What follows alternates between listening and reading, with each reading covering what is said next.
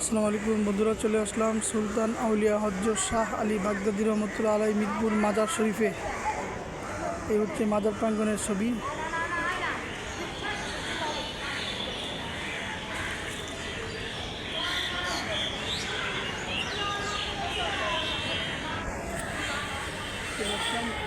মিরপুর মাজারে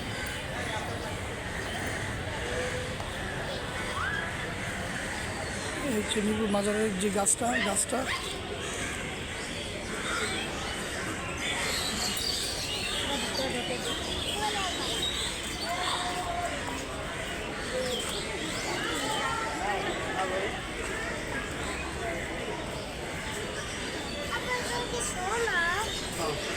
সেই ডেক যে বানত করে মানুষ টাকা পয়সা দেয়।